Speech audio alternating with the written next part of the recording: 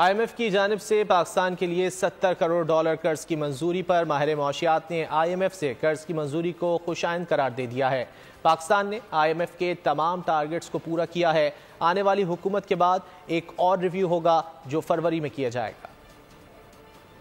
It is comforting to know کہ ہم نے یہ کر لیا ہے۔ پاکستان کو اس سال $25 ارب کی گراس فائنینسنگ نیڈز ہیں اور پاکستان کو اپنے زر مبادلہ کے ذخائر کو بھی بڑھانا نہایت ضروری ہے۔ اس کا ایک گہرا تعلق ہے آنے والے حکومت سے بھی، اس لیے کہ اس کے بعد ایک اور ریویو ہوگا جو پاکستان کا سیکنڈ ریویو کہلائے گا under the standby arrangement. یہ ریویو فیبروری میں ہونا ہے۔ میں مبارکباد ضرور دوں گا جو فائنانس منسٹر اور ان کی ٹیم نے جو ہے وہ اب تک کے جو اہداف تھے وہ مکمل طور پر حاصل کیے، جس کی وجہ سے جو IMF ہے وہ اس وقت اس نے اس پروگرام کو جو ہے جاری رکھا، لیکن وقت کے ساتھ ساتھ اگر ہم اس پروگرام کو مکمل کر لیتے ہیں، عام آدمی تک اس کا فائدہ جو ہے وہ پہنچے گا جب ہمارا یہ کمپلیٹ ہو جائے ریفارم پروگرام۔ سبسکرائب کریں اور بیل دبائیں تاکہ کوئی خبر رہ نہ جائے۔